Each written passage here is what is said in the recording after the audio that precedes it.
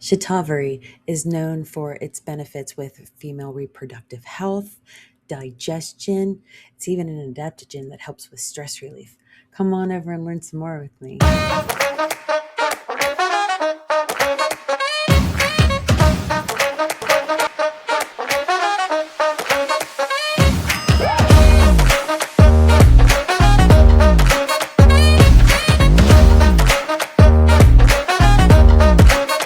Hey everybody, it's Rachel with the Herbalist Garden. How are you doing?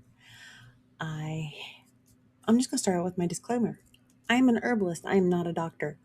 Please do your own research.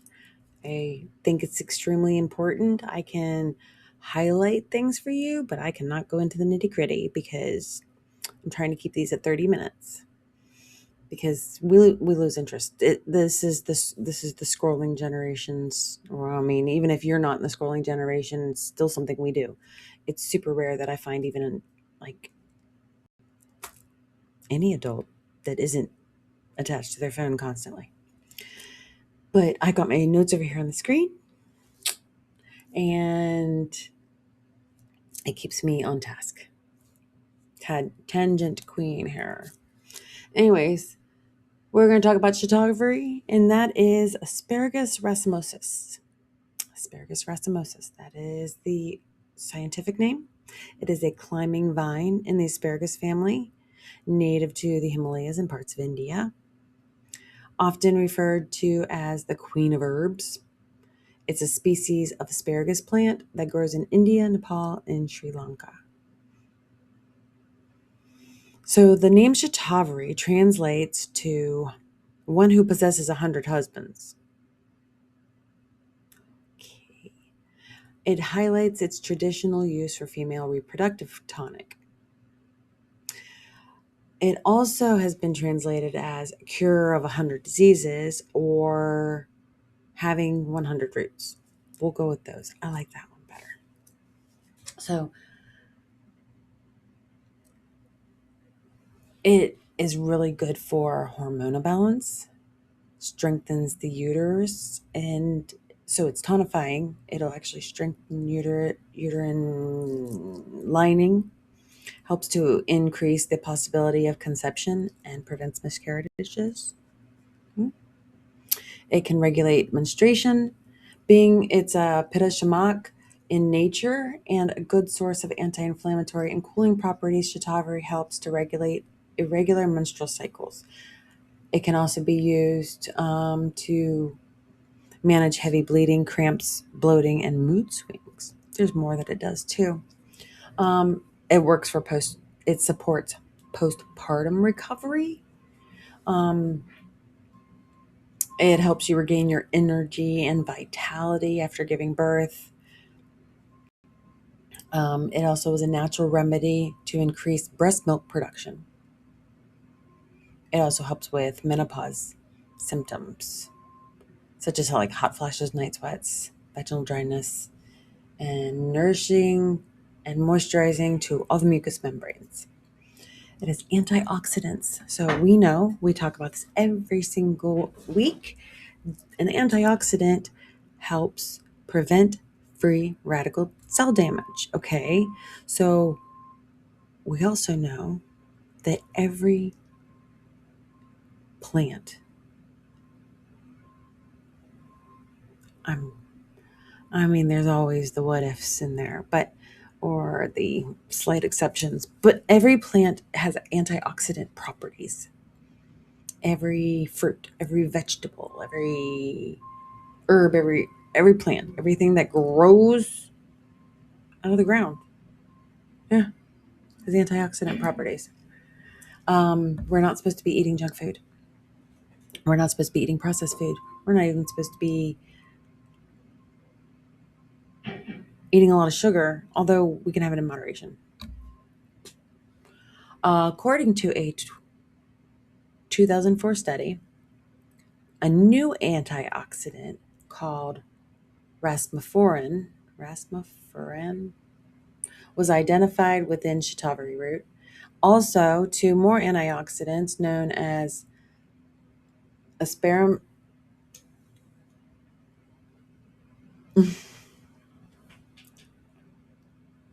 Asparagus A and rasmusol. No, rasmusol. Those were also found. And there's also saponins in there, which are a very potent antioxidant. They're compounds with an antioxidant abilities. Rasmussen, found in Shatavari, also has anti-inflammatory properties.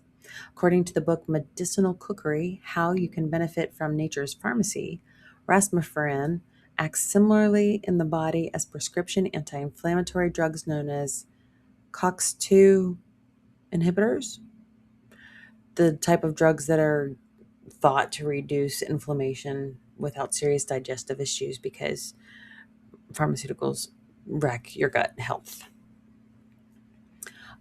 It's also really good for hormonal and reproductive health.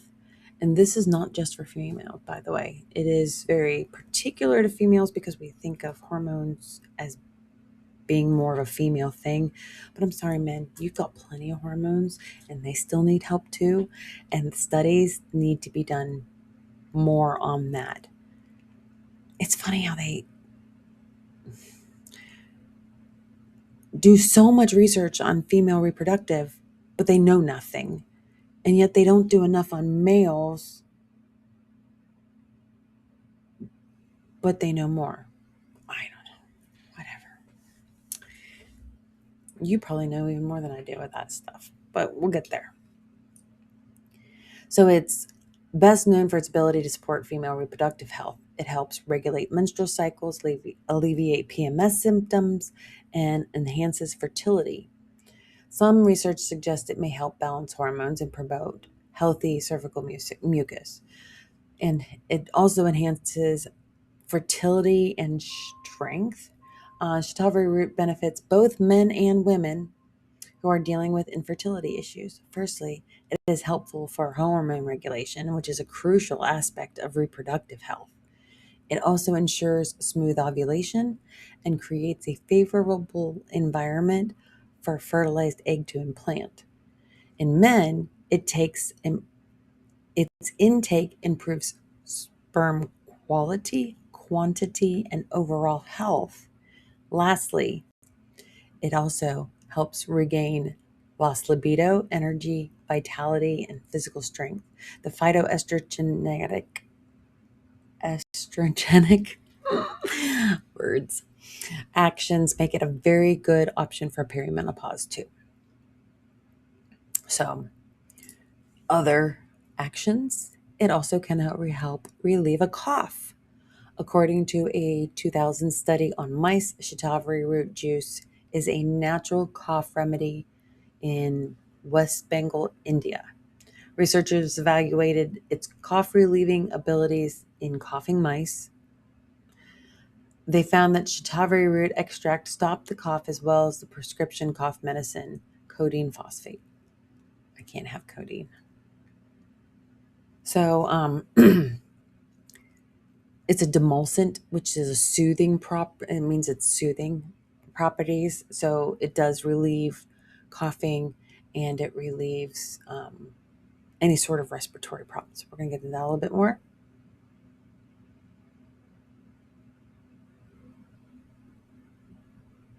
Yeah, it's been used to treat dry cough in Ayurvedic medicine for centuries. I have a friend who lives in India, and I would like to hear how it's used over there, if it's still used or anything like that. I assume, but because you just read it, it doesn't have to be true. Don't worry. That's why I do multiple websites. I do books. I find my information from so many aspects. It's not just I pick a website and I believe it. No, it has to have matching information. It has to make sense. And as I said, I've used it on myself, so I know it works. But it's also a folk remedy for diarrhea as well. It may cause where diarrhea may cause serious problems such as dehydration and electrolyte imbalance. Shatavari can help. According to a 2005 study, it helped stopped it helped stop castor oil induced diarrhea in rats. I personally have never taken castor oil internally. I would never. That's just, I mean, you can hexane free organic. Has to be that, or you're just ingesting poison. But oh, no, no, I'm not doing that. Ingesting it's gross, and it will clean everything. It will fix a lot of things, but sometimes your body just goes in almost like a shock, and it can't stop. So Shatavari has been known to fix that. So that would be like, those antidiarrheal tabs you buy at the store. Throw them out. Use Shatavari. It's also a diuretic. So it helps your body. Diuretics help your body get rid of excess fluids. And excess fluids, the excess fluid in the body is often caused by water retention, and that's caused by inflammation, and that's caused by high salt intake. There's a bunch of different factors that fall into that, but it is important for our bodies to get rid of the excess fluid, because people who have excess fluid consistently in their body um, can develop congestive heart failure. That's the main one. But people who have congestive heart failure um, often take pharmaceuticals to flush that out, and it removes the excess fluid around the heart. I'm getting mixed up a little bit. I'm sorry. The study found that it helped get rid of excess fluid in the body, and that they have given it to people with congestive heart failure to remove excess fluid from around the heart, um, because the prescription drugs cause the side effects. According to a 2010 study in rats, Shatavari is used as a diuretic in Ayurveda. The study found that 3,200 milligrams of Shatavari had diuretic activity without causing acute side effects. More studies have to be done. Surprising. We should always be researching these things, always, continuously. It's fun. Excuse me. I've been a little sleep deprived recently, but I yawn all the time, don't I? Anyway, it also helps treat stomach ulcers. Ulcers are sores in the stomach, small intestines, or esophagus that may be very painful. They can cause serious complications such as bleeding or perforation. A 2005 study on rats showed that Shatavari was effective at treating medication-induced gastric ulcers. And because of that, it's also good for digestive health in general. So Shatavari promotes a healthy digestive system by acting as a natural antacid and helping treat conditions such as gastritis, ulcers, and indigestion. The anti-inflammatory properties soothe the digestive tract and improve nutrient absorption. That's huge, which may be beneficial for digestive issues like constipation. For instance, a 2006 study found that this herb was an effective anti-ulcerogenic agent and causes an inhibitory effect on release of gastric hydrochloric acid and protects gastric mucosal damage in rats with gastric ulcers. That was a lot. It also helps you maintain a healthy gut flora. Because it's cooling in nature, an appropriate dose of Shatavari powder can benefit your digestive health in several ways. It delivers beneficial enzymes that soothe your digestive tract, and it also prevents potential inflammation, irritation, and infections. Good. According to Ayurvedic textbooks, Shatavari also strengthens the digestive fire. I don't know how to pronounce the word, leading to improved digestion without aggravating the pitta. Furthermore, the Shatavari plant can also help if you are dealing with diarrhea, stomach ulcers, and hyperacidity. Good stuff. I highly recommend it. Again, take it for a certain amount of time, stop it for a certain amount of time. The symptoms come back, take it for a certain amount of time, stop it for a certain amount of time. Repeat cycles. If your symptoms go away, boom, you're done. You don't need it again for a while. If you're going to live a lifestyle that toxifies your body as you're trying to heal it, it may not work for you. You have to,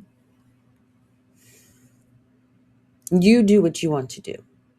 I am not judging you. You live your own life. You have your own morals. You have your own, I don't know the word I'm looking for. Your own conscious. So you do what you need to do. I'm here to offer. I'm going to give you my opinions because that's what I do. But at the same time, I'm just here to give you information. Okay. So it also supports lactation.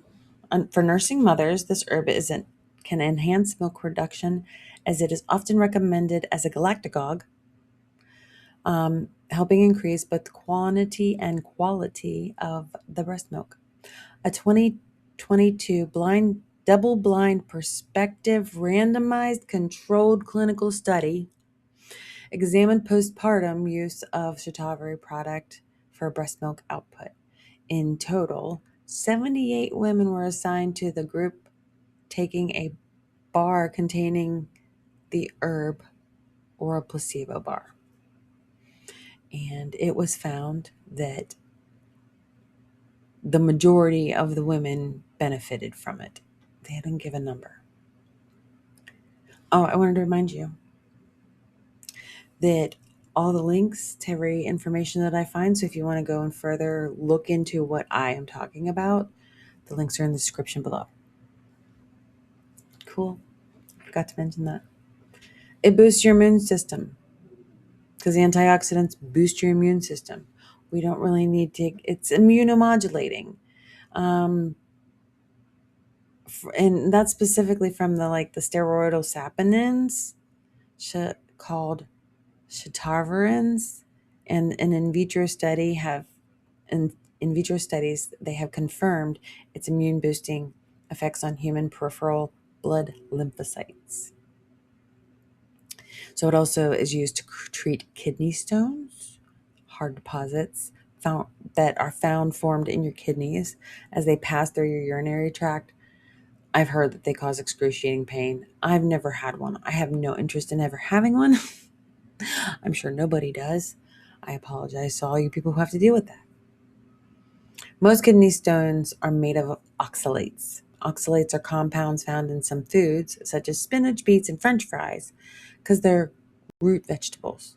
Or spinach isn't a root vegetable, but it still has it in it. So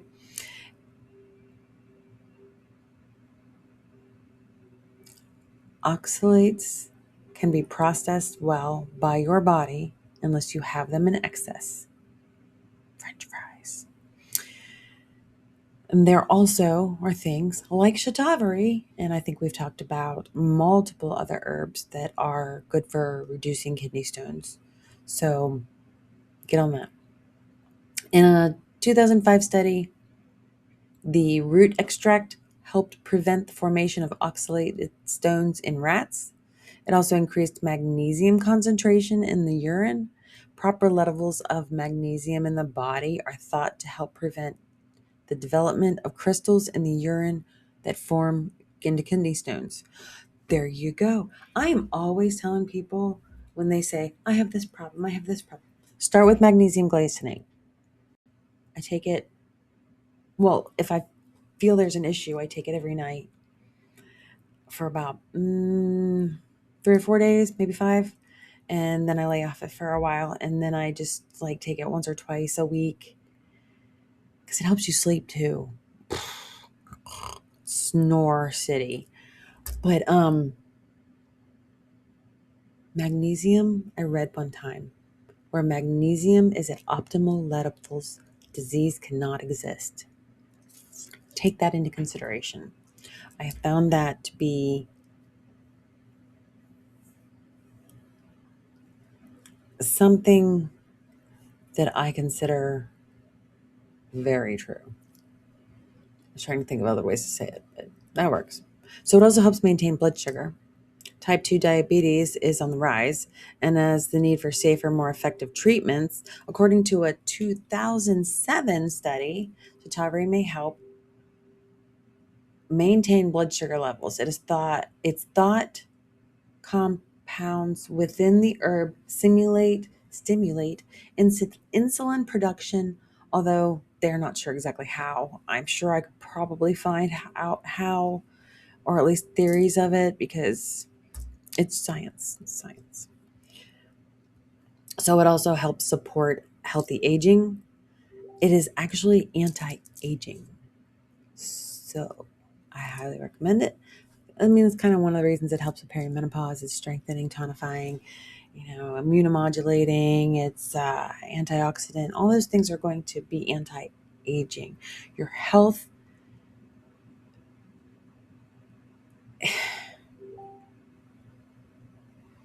you can maintain your health even as you age. According to a 2015 study, the saponins in Shatavari root helped reduce the free radical skin damage that leads to wrinkles. Shatavari also helped prevent collagen breakdown. Collagen helps maintain skin's elasticity. I actually put collagen in my coffee. I was doing it daily, but I'm finding that it actually is helping. So I only put it in every now and then. More studies are needed before topical Shatavari products hit the market, but some say that you can use it in anti-aging skin creams. It's also an adaptogen. According to, sorry, I had an email pop up, and I am at work, so it's lunch hour. I have to still pay attention though. It's what you do at work. Anyway, according to the Anxiety and Depression Association of America, major depressive disorders affect over 16.1 million American adults yearly. Yet many people can't take prescription depression medications due to its negative side effects. I took antidepressants for a little while. It actually made me worse, which is a possibility for everybody. It's also used in Ayurveda to treat depression. A 2009 study in rodents found that the antioxidants in Shatavari have strong antidepressant effects. They have also impacted neurotransmitters in the brain. Neurotransmitters communicate information throughout the brain, and some are associated with depression. So it would help your body manage stress more effectively. That's what adaptogens do. It has a calming effect on the nervous system, reducing anxiety and promoting a sense of well-being. I have a Shatavari at home, the powder form. You can put it in veggie caps. You can put it in milk. You can put it in a couple things. I'll get to that. We'll discuss that. It also helps adapt to stress by regulating cortisol, a stress hormone that can improve mood, energy levels, and overall resilience. So, dosage. This is the part that we all want to know because we don't want to overdose. We don't want to underdose. Yeah. According to an article published in the Journal of American Herbalists Guild, these doses are said to prevent kidney stones specifically. 4 to 5 milliliters of shatavari root tincture 3 times daily. A tea, you can have a tea made from 1 teaspoon of powdered shatavari root and 8 ounces of water, and you can drink that twice daily. Um, a typical dose of shatavari tablets is 500 milligrams up to twice daily. A typical dose of shatavari extract is 30 drops in water or juice up to 3 times daily. I'll post that up here on the screen. So, the shatavari powder, it's like 1 to 2 teaspoons of shatavari powder with warm milk or water. Consume once or twice a day. Caplets, we said 500 milligrams to 1 gram per day, taken with meals. And then the liquid extract, 1 to 2 teaspoons a day. I mean, I usually just do a whole dropper full because that equals about a teaspoon. I probably should measure that one day because I'm just more assuming than anything. But it hasn't hurt me, so that's what I do. The guide with dosage on any herb. Start low. I apologize. Yawnies. Start on a low dose and work your way up. If you are doing this for health purposes and not band-aiding purposes, your body will let you know. Your body will let you know. There are just different signs that your body gives you, like if this is happening, you have to take this. If this is happening, you have to take this. And you just learn the flow of homeostasis. According to a 2003 research, Ayurvedic medicine considers shatavari is absolutely safe for long-term use, even during pregnancy and lactation. This is an herb you can take. Still not much scientific on the side effects of shatavari supplementation, but women who are pregnant and breastfeeding can use it. Always consult your doctor. Always consult your doctor. The reports of allergic reactions in some people who have taken shatavari, you can't take it if you're allergic to asparagus. Other ones are like rash, fast heart rate, itchy eyes, itchy skin, developing, difficulty breathing, dizziness, stuff like that, and has a diuretic effect. So don't take it with any sort of diuretic drugs, such as furosemide or Lasix. I think that's how it's called, Lasix. But those are, I know they're non-specific, and you can have any of those any time of the day for no reason at all.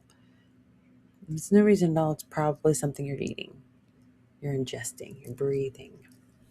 I think you can figure it out. You're smart. So,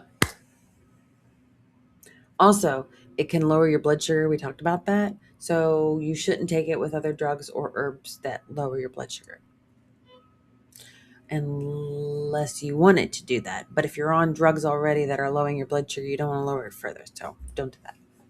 So